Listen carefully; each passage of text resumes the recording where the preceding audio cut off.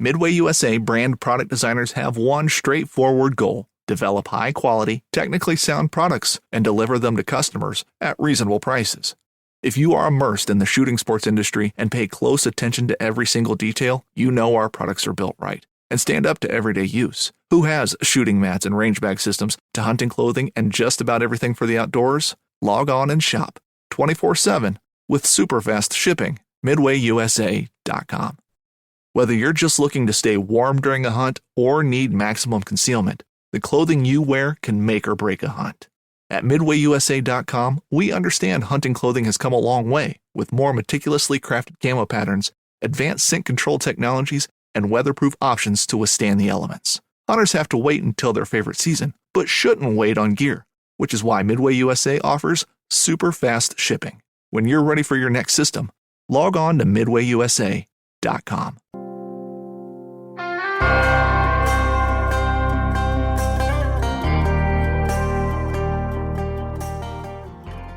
All right, Jermaine, thanks for jumping on the Western Hunting Hub podcast. This is our second go around. It's been a year, and thanks for getting on. This is prime time podcasting season for elk hunting. July, August. This is when people are listening. This is when people are wanting elk content. So I'm glad we pinned you down and got a ain't nobody pinning you down, sorry. But but pinned you down. Exactly right. To jump on the podcast. So real quick, introduce yourself. Mr. Jermaine Hodge. Thank you. Hey, well, my name is Jermaine Hodge, and if you don't know me, you could follow me on Instagram, Jermaine Hodge _Colorado. I live here in Colorado now, originally from North Carolina, and I grew up wrestling, and I think, I have to contribute a lot of my success in the elk woods because of wrestling, because that grit grind, and you're not going to beat me. Yeah. So an on and off switch. And so when I hit the elk woods, it's on. And even when I'm on the mat, it's on. And then when I, get off the mat or get out of the woods, it's off. And I kind of tame it down. But at the same time, I love to have fun and love to call in a lot of big bulls. And if I can help in any way, cut your learning curve down, please hit me up on a DM and I will help you out as much as I can. But the whole story of Jermaine Hodge is a dude from nothing to something. World elk calling champion.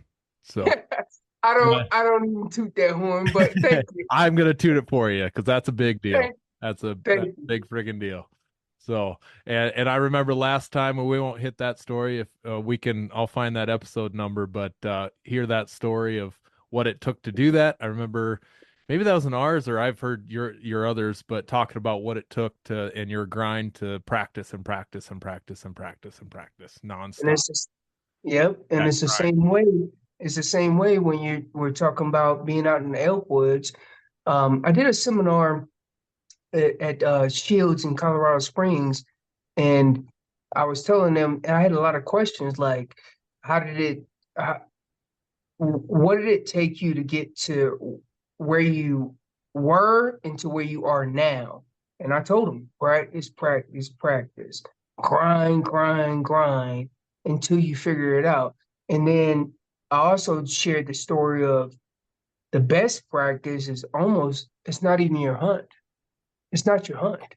You're with a buddy, and he has a tag and you getting out in the woods. It's hours being involved with those elk out there in the woods, which was some of the best practice I ever got. So some of those tags that I was involved with never had me involved with punching a tag. It was me calling in animals and interacting with those animals. Yeah, getting to learn a lot, even though you're not the tag holder. You learn so much. So, what do you got on the docket? I mean, it's time to have those things figured out now, for sure. Oh man, I'm so excited. So, I've been me and my buddy Patrick Latrell, 2-time world champion, that I'm proud to say that I groomed from from nothing to a two-time world champion. And he is my good buddy, and he's always been a good friend of mine for a while. And he introduced me to a guy late last year, early this year, and he always did family trips to go and visit this guy. I'm gonna tell a little bit of it, but I'm not gonna tell the whole story because I don't want to give the whole story. Well, we went up and set some cameras up last week. We got some good intel. I got another buddy that has the same tag in Colorado, and lo and behold, I got on the phone with this dude, and I said, "Well, let's put him on the phone." Never met him, and got on the phone with him. Me, Pat, three-way call, conference call, and I said, "Hey, thank you. How would you like to hunt with us this year?" And he was like, "Really?" And I said, "Yeah, come on. We're gonna go hunt." And sure enough, he said, "Man, this is the best thing that ever happened to me." Well, let's flash back. This dude has done community service for Colorado as Santa Claus. And he is legit. You look at him, he looks just like Santa Claus. So we're going to take Santa Claus hunting. And 12 points to draw this tag. And so I told him, I said, "What's your expectations of this hunt?" I told him, I said, "Rifle or archery, what do you want to do?" And he said, "I want to do archery." I said, well, what's your effective range? He said, "I'm good at 40. And I said, "Okay, we're good. We're good to go." And anyways, so we're still hashing out some things. Shoot, I'm just trying to get all my filming permits and everything ready for this hunt, trying to get everything hashed out because literally we only have about a month left. I mean, shoot, what is the end of July? We're getting ready to go into August, and I'm trying to hustle for a filming permit to make sure we got this right. Yeah. But such a great dude. And when I got on the phone with him, you know, like addictive personalities. He's one of them. Oh man. It's such an awesome dude. And not only that, he beat cancer and he's 70 years old. Oh man. You guys We're gonna have some fun. And I ain't gonna be able to hunt him like I would hunt my buddy Pat or my other buddies, dog him into the dirt and let's go get this done. I know I'm gonna have to slow trickle this in, but he's gonna have a good time. Yeah. That's absolutely. awesome. And I can't wait to tell that story. So that's like number one. That's like top of the list. We got some other stuff planned out, but it's not really like super hashed out. It's like wing it as we go. But that hunt right there is huge. We also have a bear hunt in Canada right in the middle of his season. Oh. And I told Joe, we call him Santa Joe. I told Joe, I said, "Listen, man, we got to disappear for a week." I said, "Are you cool with it?" He said, "Yeah, man." But honestly, he might be done we got 6 days with him on the first beginning of season. Then we go to Canada, and then we got the rest of the season for him. And I told him, I said, "Listen, man, if we don't get it done beginning of the season, just be flexible with us, and we're gonna get you out there. But I don't want you hunting by yourself because I want all this on film too as well." So it's a give and take kind of relationship, but also Santa Joe knows that, hey, we're gonna put him on a bull. Santa Joe. That's outstanding. Santa Joe. Oh, He's such an awesome dude, man. That's exciting. I look forward to watching that, seeing how that play out. There better be a Santa hat in that pack or something. Every day, I told him every day he has He has no exceptions. He's wearing a Santa hat every day. Can you do me one favor when you guys take the final pictures? Can you get one of those pinch-on clown noses and just stick that on the nose of that bull you shot Rudolph? That's funny because someone, what was it yesterday? It was yesterday or day before, and they were like, "No, you got to get one of them those stick-on." And I said, "I don't think we can film that because it'd be like Santa killing Rudolph." I Yeah, said, you'll get tore apart but online for whatever. we're going to get pictures of it, but I don't think we need to put that on the film. No, Instagram. Yeah. Yep, Instagram only. Yep. There you go. So I watched your hunt last year in Idaho. Speaking of getting wrecked, before we jumped on, you were talking about practice today. Rough practice, a lot of cardio. Idaho was that, from what you told in the story, just the grind of the rough country and the thick brush. One thing that I had when watching that, question wise, was you've got 3 world champion elk callers, the best calling team you could put together.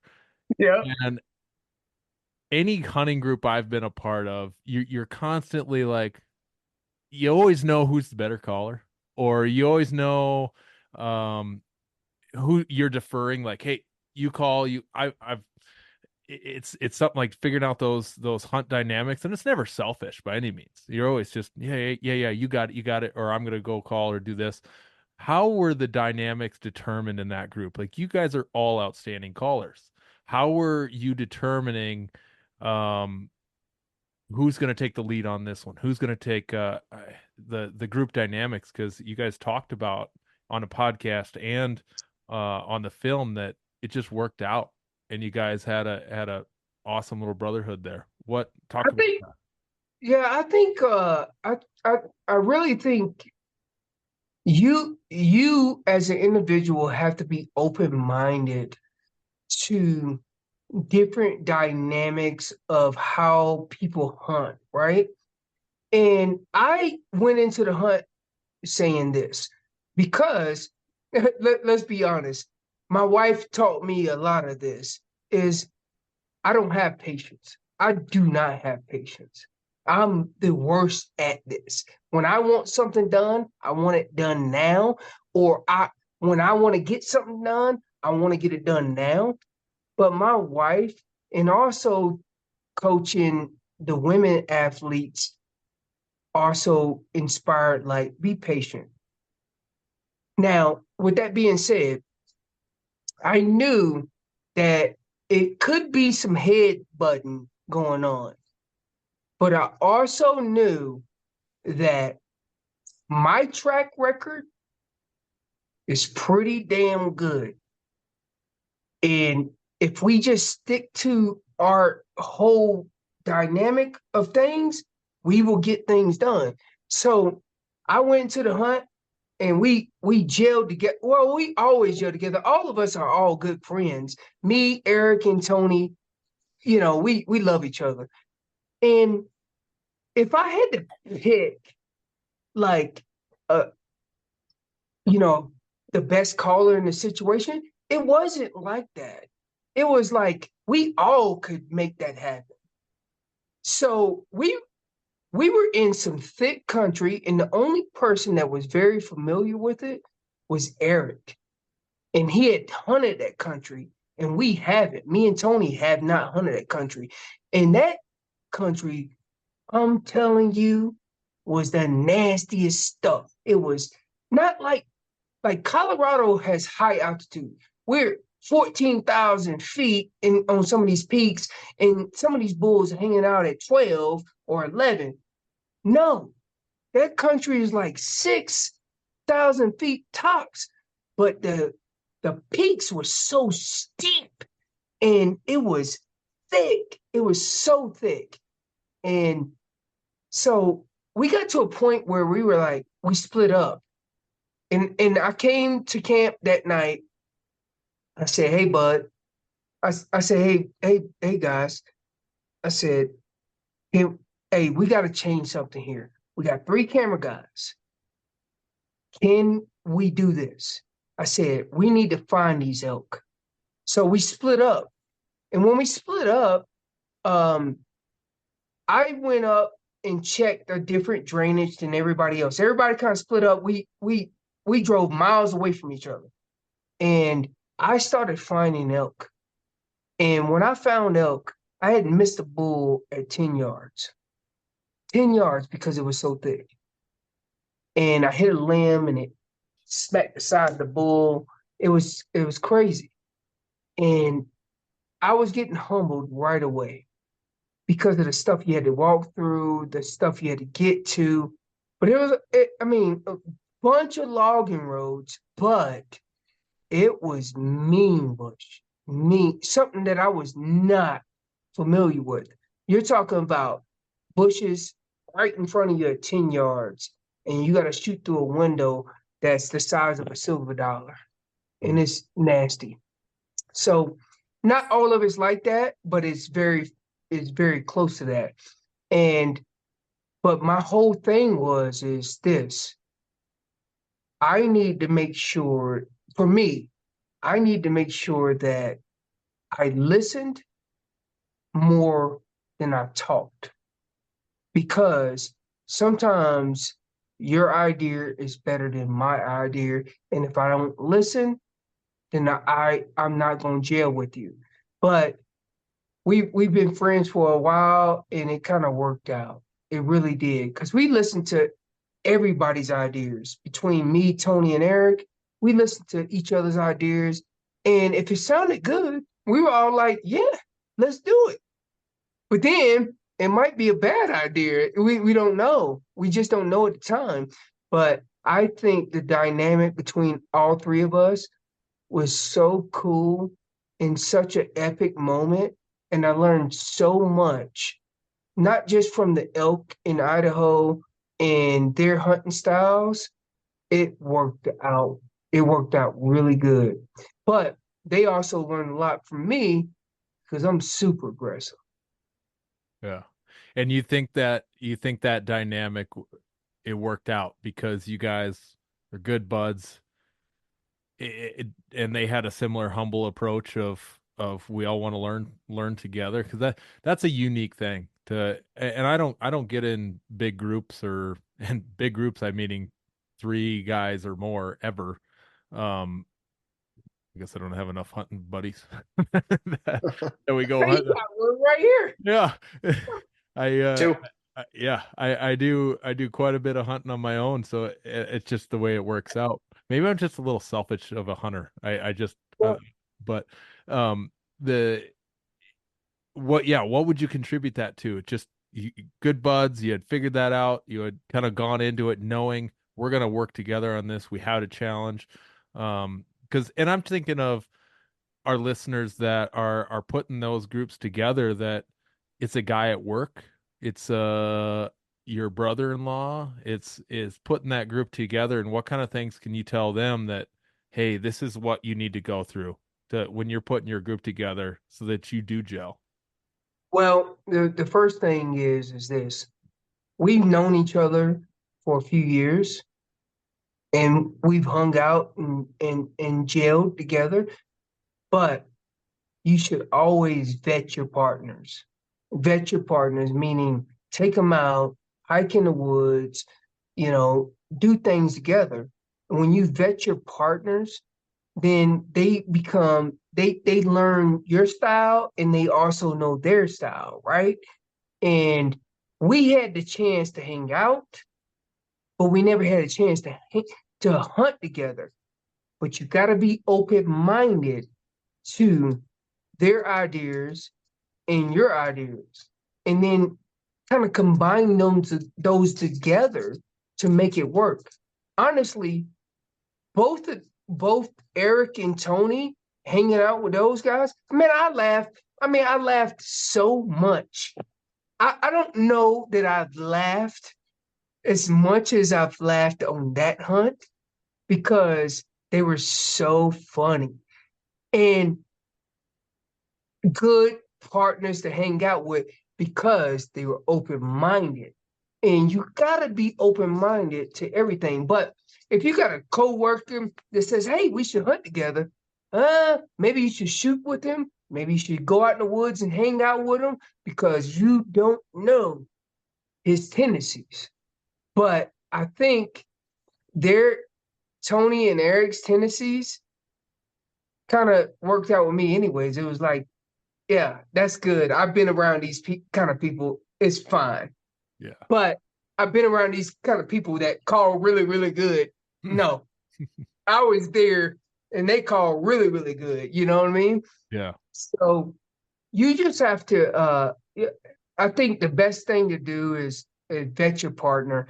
And if that's going to be a long-term thing, you really need to like figure out his tendencies and your tendencies, and if it works for you. And if it doesn't work for you, of course, you can still be friends, but maybe you won't be hunting partners. But I could tell you right now, those two right now, I'm working on them those guys getting out here to Colorado because I'm like, I enjoyed that so much. Yeah. You show them your world. I got a I got question to for you show here, my Jermaine. world now. Yeah, show them So- that high elevation stuff and see. All right, we busted through this thick, thorny stuff. How about we're going high? We're going high, baby. We're going high. I'm going to bust your lungs up. So I got one for you here, Jermaine. So I understand vetting and finding the right clicks. What do you do on day 4 where you've been out with these guys and everybody's exhausted? You haven't seen anything, and you know how it gets with guys when there's frustration, hungry, tired. How do you handle that when stuff does come up? You know what I No, mean? it's okay. It's perfectly fine. Honestly, you have to be the better person, and you have to say everything. You have to feed them with positive reinforcement. Positive reinforcement. So you've been out 4 days and you ain't seen nothing. You ain't heard nothing. You have to feed them with positive reinforcement to keep their attitude up because they could be dumping. You're dumping at that point, but Yeah. you have to feed them with positive reinforcement. Oh, guys, we'll be all right. We'll find them. We'll find them. It's good. But at the same time, you're learning something about yourself, and then you're learning something about them. What is their breaking point? They're Yeah. getting ready to break. Am I breaking? No, I'm not breaking because I'm feeding them with positive reinforcement. We're gonna be fine. It's fine. We're only 4 days in this hunt. It's fine. But feeding them with positive reinforcement and having fun during the hunt is the biggest deal because people get out there and they get stressed out. Hey, I paid $900 for this tag and I'm trying to tag out. So they start getting stressed out. Why are you stressed out? You paid $900 to go have some fun. Stop. Relax. It's okay. Even at the very end of all this, if we don't kill anything or harvest anything, did you have fun? Great So outlook. just have fun doing it because we love doing it and we love notching tags. But at the end of the day, I don't come home and tell my wife, I shot this bull this way and I shot this. Yeah, called him in. You know what the stories I share with my wife is the laughing moments I had with my friends. Yeah. That's the positive thing. So if you keep it positive like that throughout the whole elk season, who cares if you kill a bull that you might have spent $900 for? I mean, that tag that you might have spent $900 for.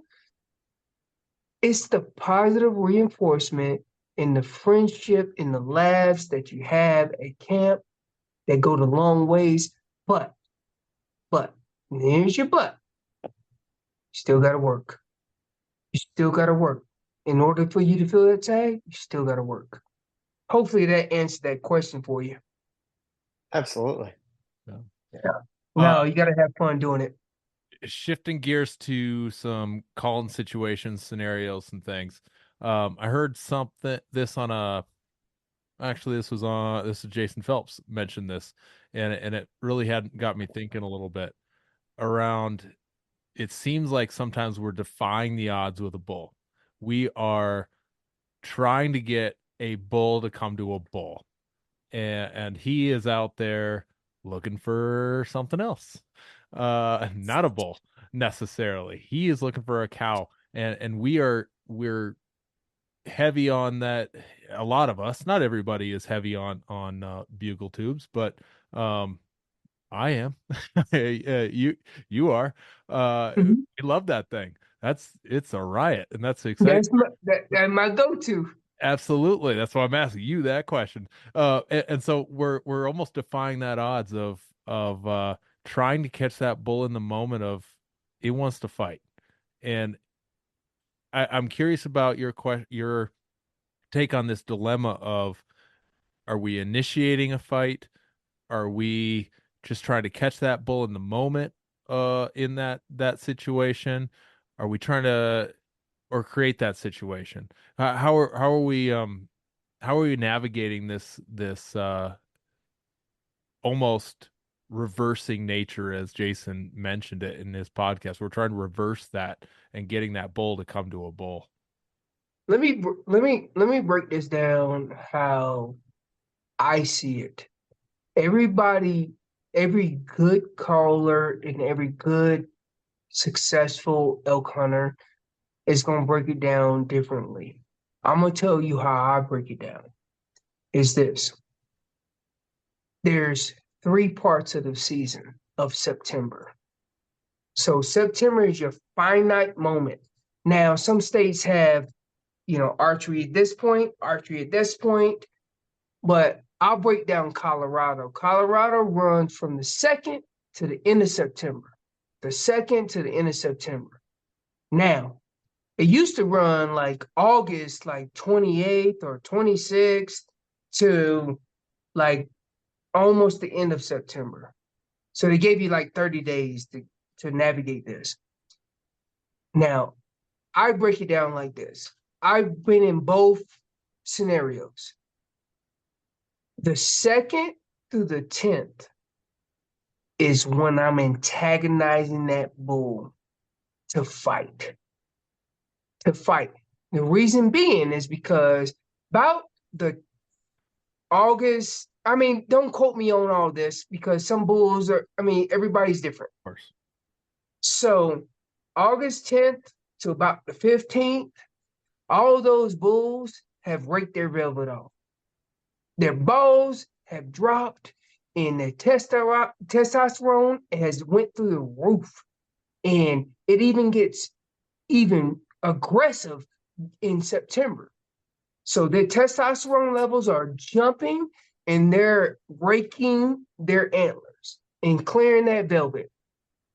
So now we're in September 2nd. So September 2nd through the about 10th.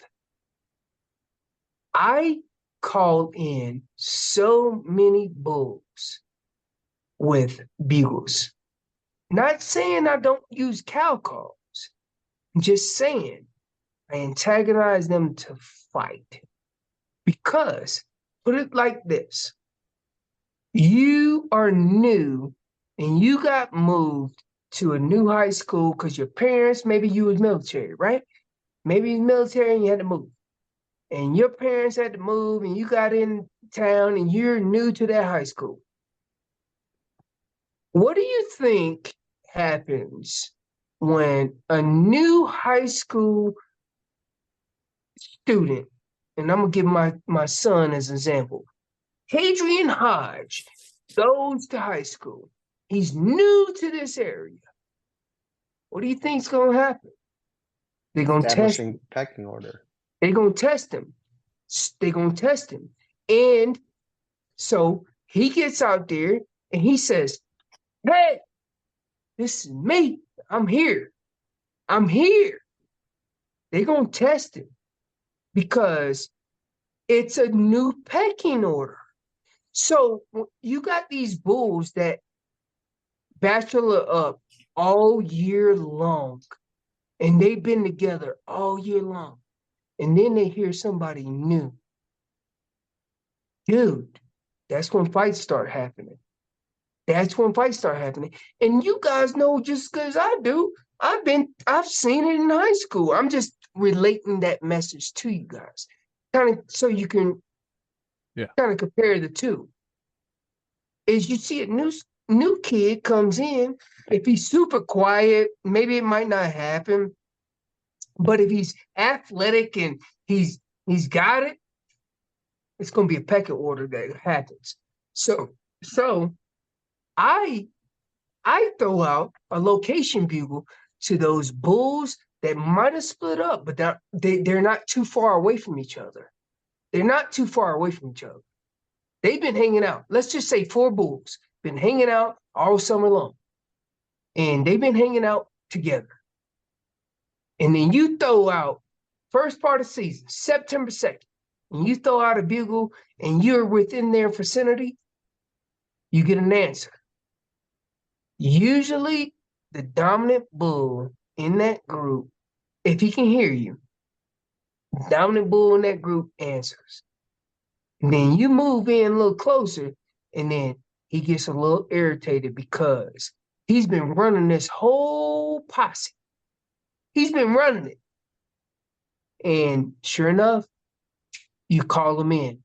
You call him in. And the reason why you call him in is because he coming to check the new kid on the block. That's all it is. Now, September 2nd through the 10th, that's how I run it. About the 11th through about the 17th, give or take a few days, right? I'm mixing hybrid all the calls together. It's a mix of all of them between the bulls and cows because the rut is really starting to kick off. Towards the end of season, I break it down like this. What do they want to do? They want to mate. Hit them with cow calls. About the 18th to the end of season, cow calls. Cow calls are going to get satellite bulls. Well, it might not get the herd bull killed, but satellite bulls, and some satellite bulls are 330 plus, right? We got some of them in the house here. Some of those satellite bulls will come in because you sound like the sweetest thing on the block. Now, go back to that story. Now, the new kid that came to high school, that's this fine female. And what do you think is going to happen? Boom, you're going to get the males. So break it down like that. That's how I break it down. And I relate all my September like that. Now, you get into October, it comes into some different play, but you get into October and you still need to be talking the cow language because I think, and this is my philosophy, I think some of those cows, they didn't get bred at the very beginning of the season. They go out of heat and then they come back in heat in October and they're singing. They're singing, talking about, hey, check me out. But if you break it down like that, that's exactly how I break it down. Hopefully that answered the question that you're. Oh yeah, you're absolutely. Because you did for sure. Mark, have at it. Yeah, so I wanted to ask you something real quick. I heard this on a short clip, and I wanted to get your input on it. And what they were saying is you can mess up as much as you want on a bull call and on a calf call because realistically the bulls are screaming their heads off all September. They get hoarse. They don't have the same pitches. You can have, and again, I've never hunted September. This is going to be my first year hunting September. I've rifle hunted. I just want to get your input on this. Bulls are screaming their heads off. They sound hoarse. They sound like they don't know what's going on. You can have a monster bull that sounds like a little raghorn. And a calf, they're still learning their vocalization, but a cow, you cannot mess up on a cow call because the cows aren't very vocal. And when they do make noise, it's very precise. What are your thoughts on that? No, I think doesn't matter. Honestly, as a caller, this is what I tell people. I say the best you can be in the woods, or the best outside the woods when you're making sounds, is going to up your chances of being successful in the woods. You do not have to sound like Jermaine Hodge, Tony Gilbertson, or Eric Bergler to sound to bring in elk. You don't have to do that, because I've been out early in September, and I mean back in my day, and I've called in bulls when I was like, wee. Hold on. All right. And you make a sound like that, and the next thing you know, they go off. But the crispier and the cleaner your sounds are, the better your chances are being successful. Now, every elk sounds different. It does not matter what time of the year. It does not matter. Now, if he's been bugling his butt off, yeah, he's gonna be hoarse, and he's gonna have a different tone from the beginning of the season to the end of the season. Yes, he's definitely gonna have a different tone. But if you went out in the woods and you heard that bull bugle at the beginning of the season, and then you heard him to the end of the season, you're still going to distinct him from everybody else because of something that he's doing that's different, right? Everybody has a different voice, as I have a different voice than you do, and everybody else, right? So don't worry about making mistakes. It's okay. Out in the woods, it's okay. Just try to make it as clean as possible as you can make it. And that will trick them into coming in. On your location calls, I noticed something from that last episode you guys put out. Some location calls had some chuckles at the end, some did not. What's your determining factor when you're adding a little extra on the end versus just your typical location call, note high, and then drop it off? So start off like this. And I talk about this stuff all the time. You always want to start off with calf and cow sounds, because it's not threatening. Even if they're like a ridge away. Start off with calf and cow sounds. Never start off with a location bugle. You are doing yourself an injustice, because if you got a bull over there and you want an encounter, you got a bull over there that's 4x4, raghorn, chilling out, and you start off with an aggressive bugle, you're gonna run him away. He's not gonna answer. And if he answers and then moves away. What I will tell you is this: is start off with calf and cow sounds, and then move up to your location bugles and stuff like that. Now, if you're breaking down a bugle, you always start off with location bugles. Always. And it's just high pitch. You want to get that high note. And I don't know if the mic's going to be able to handle this, but I'm going to do a location bugle. It I'm gonna didn't do like it didn't like your last one, so you might have to really just turn So away. I started off with cat and cow sounds, and then I do a location bugle.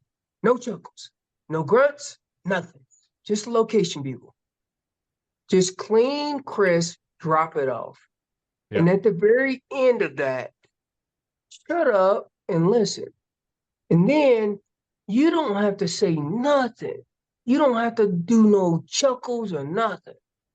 And then if he answers to your sounds, stay with those sounds. Don't change.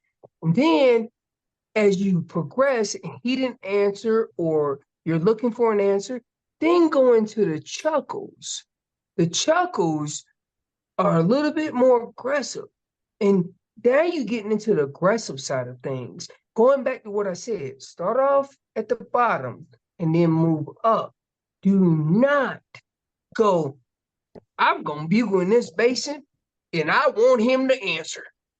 That does not work. It does not work. Start off with a cow sound. And if he answers those cow sounds, stay with those cow sounds.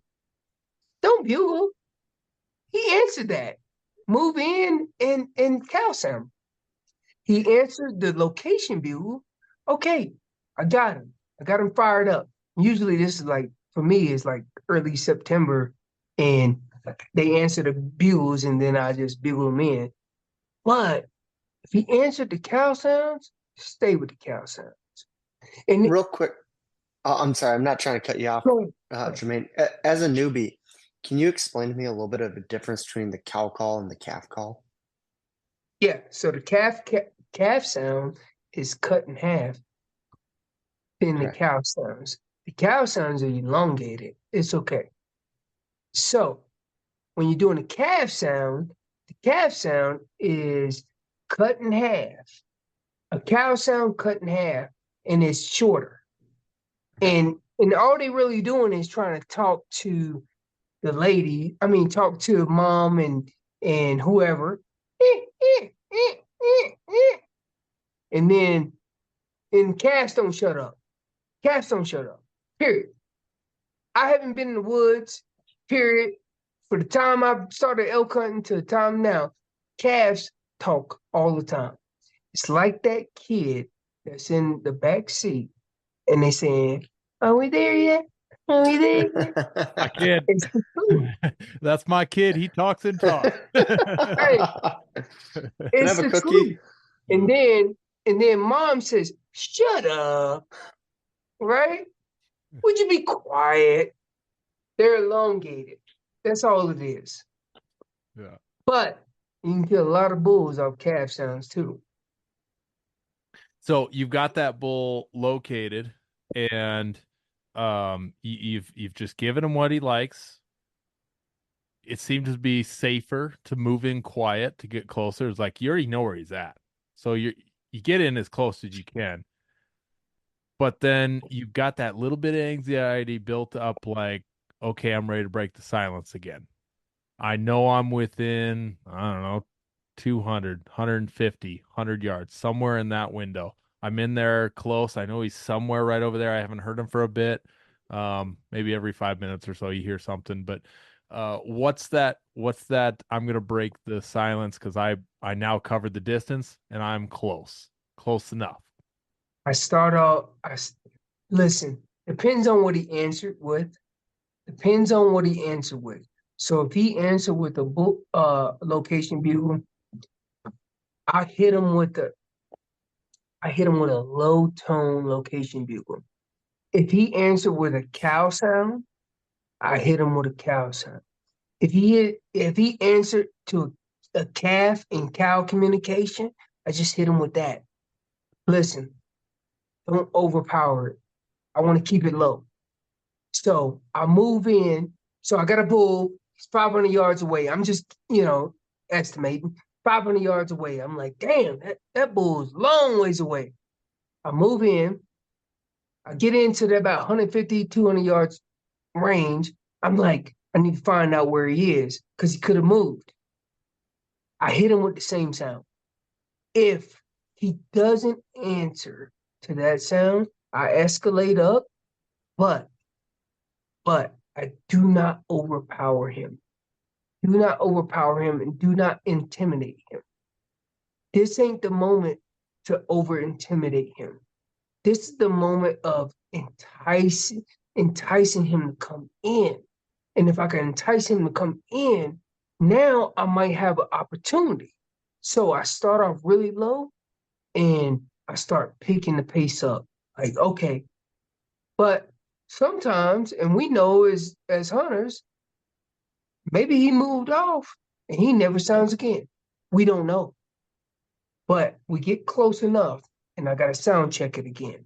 I got to relocate, is what I call it. Relocate his ass. And if you relocate him, you're going to be just fine. But only start off with the sound that he he responded to. So I move in. He only answered to location bugles. Okay, fine. I move in. I get to 150 yards. I hit him with a little bit lower location bugle. Nothing threatening. Just a little location bugle. Ooh, hey, I'm coming to play. I'm coming to play. Where you at? And then when he answers, then we go into execution mode. But do not overpower that bull. Don't go over top of him. Go into that situation soft and slow. I'm telling you, it's worked years in and years out. But the minute you overpower that bull, I've had it happen many times where I don't know the size of this bull. I don't know the size of this bull. I don't know if he's a 360 bull, or 210 bull. I don't know that. I just know he bugled. And I move into that situation and I want to start off really light, especially on your bugles. Yeah, that makes a lot of sense. Just I can see the playbook of what you're Yes. putting together. You've got a strategy that you're doing. Sometimes I hear something and it's a quick reaction and without a lot of thinking involved. And so I think that's important what you're saying, to just stick with those couple little things, and it makes a lot of sense. The problem we all have, and I'm guilty of it too. I promise you I'm guilty of it. The problem we have is we want that bugling action and we want that interaction. But sometimes you gotta dial it back. It's like, think of it in life. I'm married, and I'm expecting that both of you guys are married too. Listen, courting, yeah, exactly. Courting your wife or courting your one that you want to be with. Sometimes you can't be in there talking about it don't happen. Sometimes you gotta wine and dine, or sometimes you gotta warn off the other intruders that are coming in. If you could do all this and humanize everything, If you can do that, you're going to be successful. But listen, I'm not going in the woods and bugling right away. No, it don't happen. It don't happen like that. Listen, I'm starting off with cow calls. I'm going to introduce the ladies. They don't answer, then I want to see who's at the bar that wants to fight, right? And then I move in, I get closer to them. They answer to bugle calls only. But what I'm not going to do is blow his brains out. All I'm going to do is say, hey, I'm over here and want to play. It's chess and not checkers. Yeah. Hey, I moved my pawn knowing that you're going to take your king and try to get this one. And when you do that, boom, I got you. So it is a chess game all day long with these elk. When you find them, and also another thing I want to talk about is when you find these elk on public land, you stay on them. And if you're in the draw unit, stay on them for a couple days, give them a rest, and then get back on them. Because they ain't gonna go too far. So you stay on them all the way through when you're on just regular over the counter? Over the counter, I'm on them all day long. Nope. I'm back in there. Because over the counter in Colorado, it could be hundreds of hunters. Mm-hmm. And they could have heard y'all bugling against each other, and they like, hey, it's elk over there, and they going over there. Over the counter, I'm staying on them on a draw unit, I stay on them for a couple of days and I give them a rest, and then I get back in there and check it out. That's the truth. Yeah. But to get back to your question, is easy and then hard and entice that bull. Knives, machetes, saws, and shears, multi-tools, shovels, swords, axes, spears, hatchets, and tomahawks. If it cuts, snips, slices, or chops, Midway USA has it. Find great gift ideas in our huge selection of pocket knives and other everyday carry folding knives. Make a statement or create a family legacy with one of our top-of-the-line hunting knives. We've got a great selection of manual and electric sharpeners, too. For just about everything for the outdoors, check out MidwayUSA.com. At Midway USA, we know the AR-15 is one of the most popular rifles in modern American history. Known for its modularity and widespread use, it's often considered essential to any gun collection. The essential things you need to run an AR-15 are usually always in stock during shortages, things like magazines and 5.56 ammo. Whether you're looking to buy a new AR-15 or buy parts for your modern sporting rifle, log on and for just about everything for the outdoors, shop MidwayUSA.com. Moving on to shot setup. I think of this shot setup. Oh man, I was thinking wrestling.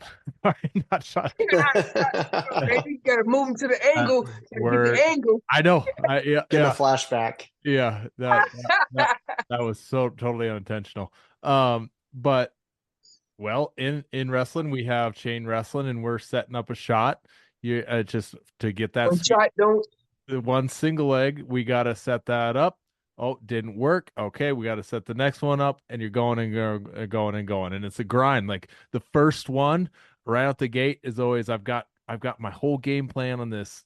I know what this guy does, and I just got to get him stepping, and I can hit that right side. But your game plan changes as you go, and it just has to be quicker and quicker and quicker. It seems like my first shot setup is I've got all of this, not my shot, my hunting window, that setup for making the shot happen. I put a lot of effort into, okay, I'm going to be in front of this tree right here. He should be coming this way, but that little area only works for a minute, and then I'm moving up, then I'm moving up, and I'm moving up. What are you thinking through in your adjustments as you go from one window to the next, gaining on him, or he's moving and you're just having to dog him? Like what's going through your head in that process? Well, hey, first and foremost, when you got two situations here. Whether do you have a caller with you? And if you have a caller with you and he's back, then your window of opportunity is different than a single hunter. A single hunter he's calling, he gets a response, and he moves into 150 yards, and then he gets the bull to respond again with whether it's cow calls or whatever. He gets the bull responding again, and most of the time, the caller on a single situation messes up because they don't move. So when I call and I get them to answer and I move in to 150, I'm just giving 150 yards as an example, 150 yards, and I move in 30, 40 yards when I get to that 150 yards mark, because I'm not giving up my location, because these bulls, they know exactly where you are. They know exactly where you are. Now, with a caller, the caller behind you, 70, 80 yards, whatever the case may be, and you have flexibility, but as a single hunter, you don't have that flexibility. You do not have that flexibility. Yeah. Because they know exactly where you are. Now, what I will tell you is this: there's been many opportunities where I've blown situations where I didn't move as a single hunter, and they hang up at a certain point, and I can't execute that shot because of the distance or vegetation, right? Yeah. So as a single hunter, when I call and he answers within 150 yards, dude, move 30, 40 yards towards that location with the wind being the factor, 30, 40 yards in that location, and I shut up and I don't say anything as a single hunter. If I got a partner, it doesn't matter. Yeah. I can move wherever the heck I want to move because they're so focused on the caller. I got a video out on Phelps Game Calls that I shot.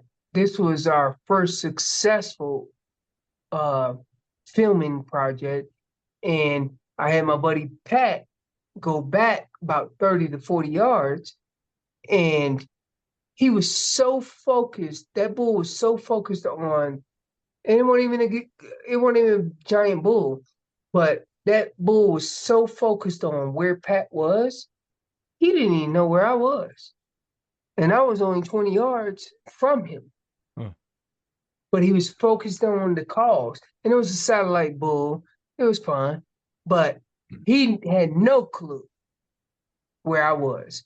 So you have, as a single hunter, like solo hunter versus a dual hunter, like we got two guys. This guy knows how to call. Boom, we set him back. Honestly, to be real honest with you, my best times and good times that I had that was with another caller that can call, because those bulls are fooled. Because as a single hunter, it's tough. That's You another. gotta move. You gotta move your location. You cannot call from the same location and then shoot that. Not saying, hey, we're all lucky, but you cannot call that bull and get him to answer and then shoot him from the same location. That's pure luck. You need to move a little bit because he's gonna look at the same location. I don't know what it is about elk, but they'll figure you out immediately. There's not enough elk to get lucky. We got to have a little. Oh, I know, right? Exactly right. We just hiked to that one spot and we know there's a bull in that area. We gotta do our best. I can't. Do our best to get them in. I'm not driving 9 hours to get lucky. I need to have every tool in my toolbox for sure. Yeah, you're exactly right. You're exactly right. And if there's anything that you can learn from that particular question, is that if you're a solo hunter, move your location after you call 30, 40 yards, and that will help you out dramatically.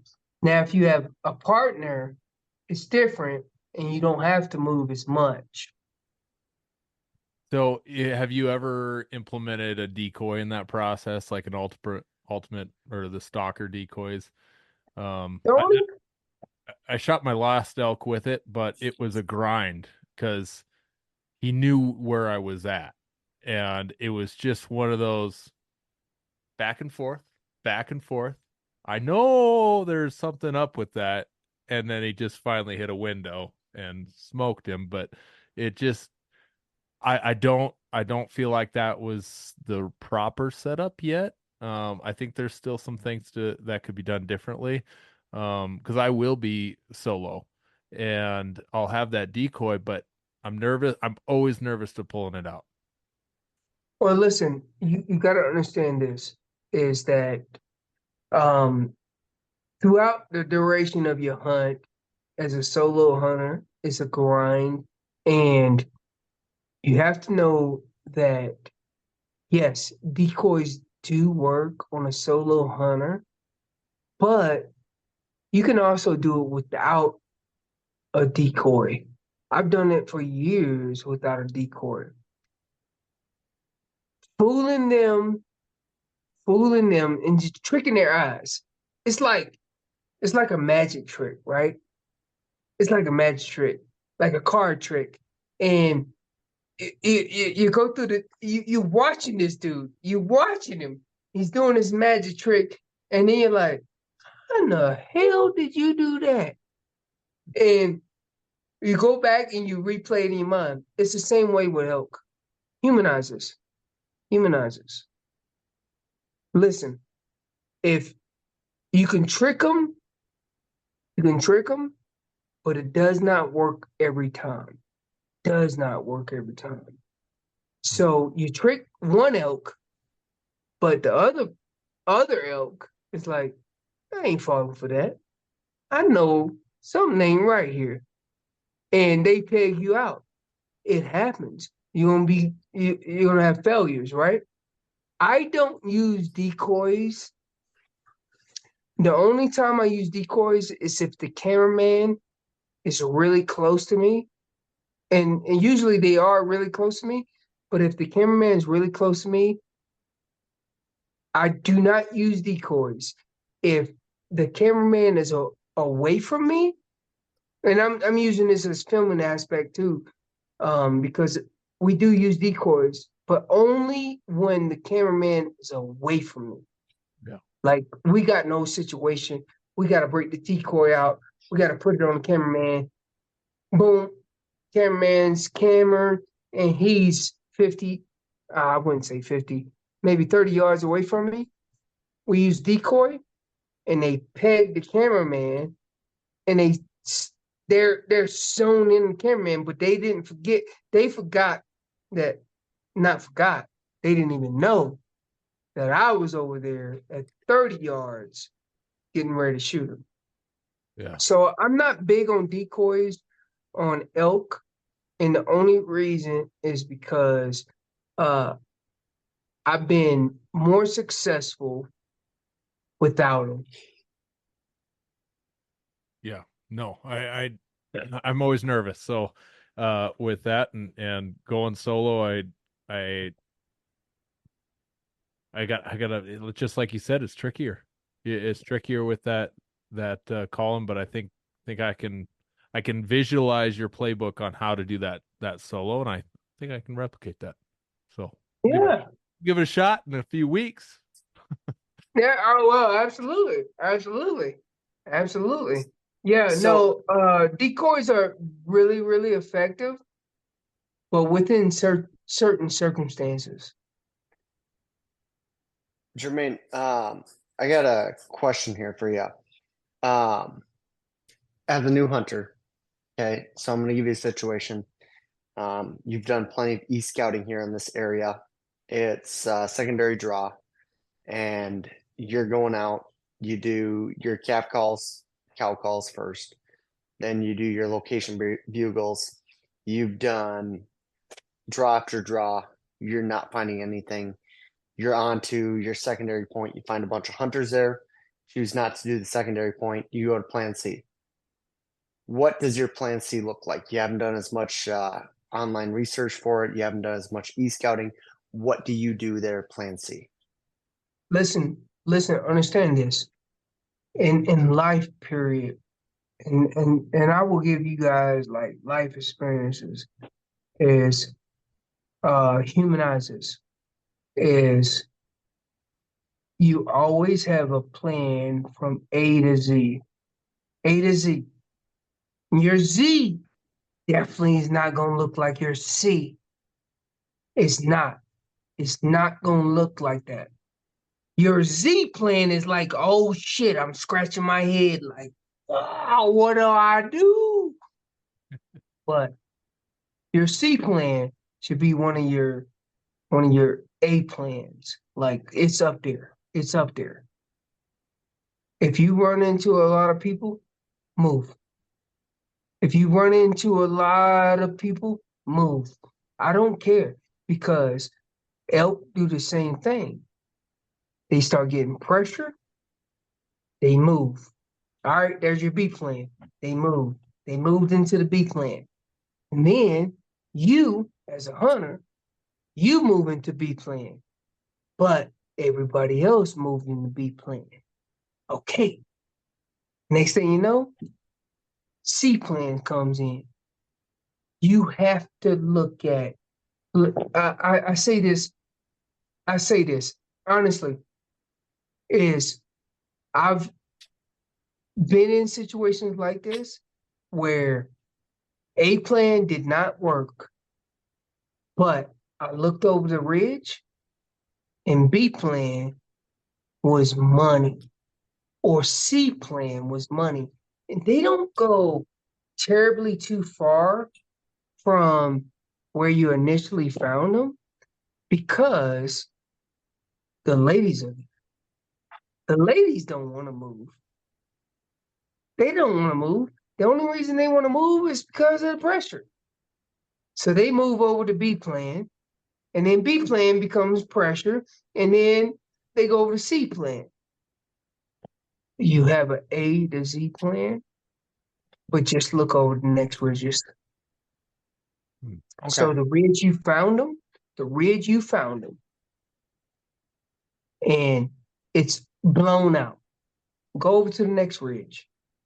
Go over to the other left or right or back, north, south, or east or west, and check those areas. And you'll find those elk. And they ain't gonna move far. Promise you, they're not gonna move far. So I've been trying to figure out my game plan for my spot I'm at. It's Northwest Colorado. If you know that high desert kind of stuff, it's not huge mountains, but it's just rolling the same kind of ridges over and over again, same ridges, little aspen pockets, and you can kind of go down the. Well, this is what I'm trying to figure out. I know my camp because I know where it's got to be.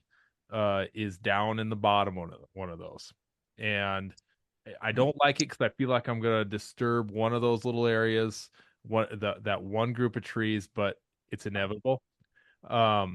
So I'm thinking either in the mornings I'm gonna be walking down the tops of those ridges, or because if I'm doing that my scent's sucking down into it, one of those, or is it crazy because I've always stayed higher, or is it crazy to just stay in the bottom of those and I can check each one of those draws as I hike my way down a half mile or a mile? I can check like 4 or 5 of those big draws with a big north facing aspen pocket on there. Is it dumb to stay in the bottom where I know in the morning those thermals are going down? I'm not worried about that wind going up, or should I be staying up high on those ridge tops? So I'm gonna tell you this is this.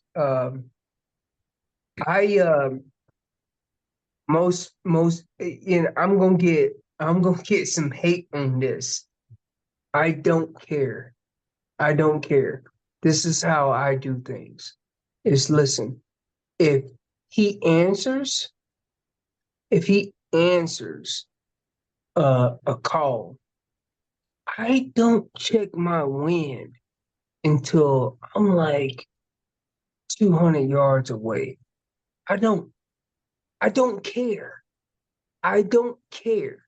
If he's 500 yards away, I'm not checking my wind. I don't care about that. I'm going closer because the wind is different where he is. He is. Where he is different than where I am. So don't, like, I've killed so many bulls not checking wind. Not checking wind. And this is where I'm gonna get the hate from, is I don't check the wind until I'm actually close. I'm actually close. So if he answers, I'm going. Dude, I'm in there. I'm in there. Balls deep in. And I'm telling you, it's been effective. But when you get a little closer, you really need to play the wind, and you start playing the wind as you get closer.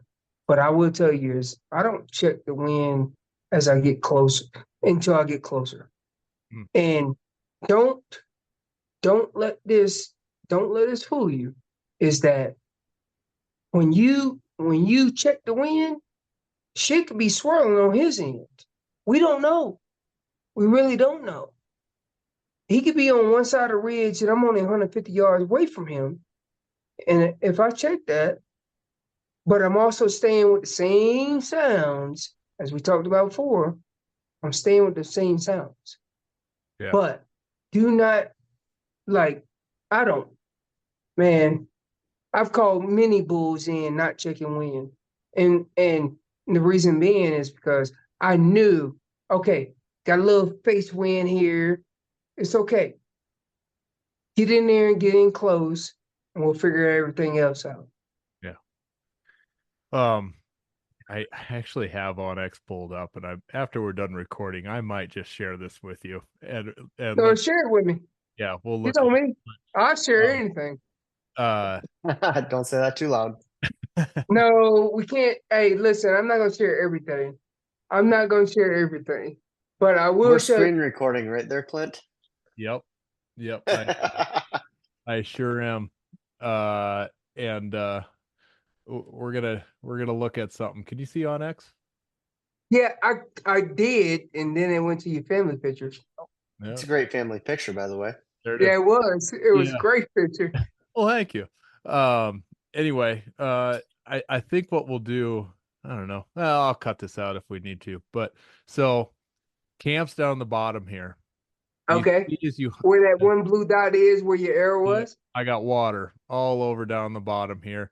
Camp's got to be right in here. I've camped up top as well. And that's Well, don't fine. camp at the bottom where all the water is because mosquitoes can be eating your ass up. True. Yeah, that's very true. Mosquitoes are bad this year. Oh, that ain't good. So each one of these north sides is just thick. And I know there's elk in every one or every other or every third. I mean, there's elk in these. And then you can jump over. This is even better. Here's another one. Here's another one. Here's another one. So Uh-huh. what I've been trying to figure out is I walked down this ridge last year till I hit the private. And Are those marks off like trails or are they roads? these are little trails. Okay. So just hiking trails is basically Hiking trails. nobody. Okay. This is a road, but nobody can drive on it. It's Okay. not. It's only there for the ranchers and oil and gas. Okay. That's what a lot of that stuff is in that country. Nicely roaded for a rancher and everything, but and Yeah. oil and gas, but no one's in there. This is still a back country like hunt, and these elk are kind of in the mornings. They're always walking down the ridges, and then they dump into about 9 o'clock. They dump into that little thick Big stuff shit. wherever they want to hang out. And then, so my dilemma is that morning time when those thermals are going down. And I heard what you said a minute ago. If I'm walking along the tops of those, that. Don't walk the tops. But if I was down the bottom, I can probably, knowing this stuff, I can check those things just a little bit better because this road, that ridge on top gets so far away from where those elk want to be that maybe even if I'm walking in the bottom and I get a response here, if I'm standing there and I get a response there, I can go make a play. If I get a response around the corner, I can hustle up there and I can go make a play.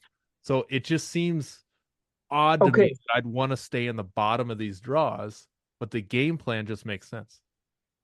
Okay. So if your spots that you have labeled here, if they're on these little fingers, whether it's the south or I'm kind of looking at the map and I'm like, yo, the south or north. That's where I'm pegging it out. South or north. So you got all these north facing ridges with thick timber. Mm-hmm. So what I will tell you is this: if you come up from the top of these ridges, you're gonna have to wait for the thermals to change. So if I come up from the top, where's your cursor at? Yeah, all right, bring it over here, bring it over to the where you left it. Like it was right. Nope, come back in top of that road. Come back in the top of that road. All right. So if you came in from the top like that, and I'm guessing that's the top. Mm-hmm. Trying to look at the map right now. That's the top. If I came in from the top, I gotta wait for the thermals change 10, 11 o'clock. Yeah. When it changes, then I can make an execution on those bulls.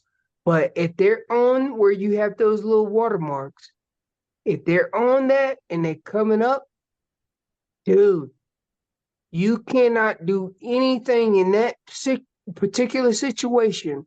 You cannot do anything in that situation other than maybe be on their level. If you can get on their level, which, if they went over another ridge, little drainage, Yep. drop down on another drainage, and then come in at their angle, then I can keep the scent in my favor and maybe coming in the morning. But I'm gonna tell you right now, if they come up those ridges, you can't do anything until about 10, 11 o'clock when the thermals start changing. Right. Yeah. And oftentimes in that hot country, early summer, September, they just shut off because Exactly. yeah, And it's if you go hot. to the other side, it's the same weight. It's the same weight. You look at that stuff, it's the same weight. I gotta come in. So if I come in from the top, I know in the morning, I literally need to wait until the thermals change. But in the evening, it could change a lot. But also know in the evening when them thermals start changing and that downdrift starts happening, dude, you can get busted easy in that area. We should have killed a bull last year right there. And this, I mean, it just looks so small online, but this big old draw, 800 yards or this little big basin here. Early morning, located bull all over in this big thing. Scooted around, stayed on top, and we saw him go into here, but I stayed over there to stay off of because I know that wind was going down. Kind of hit it wide, got to there. They jumped in here. They did blow out because there was some others coming and we didn't have enough covers. We had some other bulls surprise us and they bolted that way. These bulls ran over to this south or this little pocket and they stayed there. And I know in this country, once they find a spot for the day to bed, they're there. And They're dead. Yep. they're rutting. They're doing their activities, but they're rutting. And I took a nap there for about 4 hours. We hung out and waited for the evening hunt and worked our way into this, and it was outstanding. Just had the coolest experience. I almost died right there, but it You almost died. You gotta tell me that story. I will. So I almost died right there, but I had bull there, and we were trying to get my dad up this nasty hill because it was here's your bow, Dad. Help you get over to the deadfall. I go back. Okay, then we advance again. Here's your bow, Dad, and I go back, and we just tried to advance and just couldn't do it as much as he was just inching back.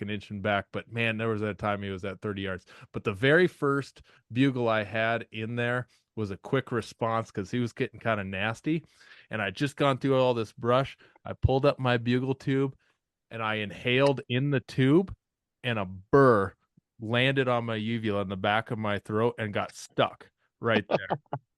And I just started I have it actually on video. The first bugle with that burr on the back of my throat stuck there was like just the worst sounding thing in the world. But it got stuck on there, and I'm trying to work this bull, but I'm choking. And I had taken some an ER nurse. She had been an ER nurse and a doctor or a PA, and she was saying that could have actually been really bad if that had not gotten caught and I inhaled that burr, that could have been really bad. I don't know. I don't know what an obstruction down in your lungs is, but it's probably not good. One with little stickers on it all over the place. But I was jabbing my finger in my throat trying to pop that out. I ate a bar in the middle of this calling session. I was trying to grip my water, take a drink, do all this thing, and I couldn't get it out until after the whole thing was over. And I finally was hacking up this little burr and finally get it with a little bit of blood, and it just was hanging on my uvula, which it just That's crazy. yes. So always check your bugle tube for burrs. Do not, or because if you inhale in there, that was scary. Like I had a moment of almost like, forget this bull, which my buddy was sitting over here looking at it and said it was a big bull. Big bull, I don't know, whatever big bull is, but he said it was big. And I almost ditched the whole thing saying, Dad, I need help. I've had a couple moments where I inhaled a couple bugs. And I'm like, what the heck was that? And it's similar, but not as extreme as yours. I was scared. That is crazy. That would have been one of those dumb ways to go. Yeah. Oh, I know, right? Yeah. I know. My dad died choking on a burr. You'd have been on TikTok. I'm 7 miles away from my pickup. I'm 4 hours away from a hospital. Nobody. Bro, did you get that on video? I kind of did. I did get a good chunk of it on video because there was just so much action going around, but it sucked. It really I think sucked. you just need to post that video. No commentary, nothing. Just post that video. Raw footage. Raw footage. Yeah. I'll send it to you. But I better do a copy. So, Jermaine, I think we can call it a night. I appreciate your time so much and the expertise. I can't wait to hear about Santa Joe. Yep. Joe, Santa Joe, and how that hunt goes. Again, plug your Instagram and where they can pick up that Hodge call that you guys had made. Yeah, Phelps Game Calls or at your local retail stores that might have it. I mean, Shields, Colorado Springs didn't have it when I went up and did the expo, but it's okay. I mean, go on Phelps Game Calls, and if you really like a durable call, I mean, they don't come any durable than this. If you like the Maverick or the Phelps Pink series or the Charlie series, listen, these calls are money. Yeah, absolutely. They're right up there. They're right up there with them. Yeah. So 3 world champions, and if you haven't had a chance to check it out, Banner the Brothers from Phelps Game Calls. Well, there you have it. All right. Well, thank you, Jermaine. Don't go anywhere. I'll stop here, and we'll say our goodbye. So, thanks for listening, everybody. To the land, but it ain't my ground. This is God's country.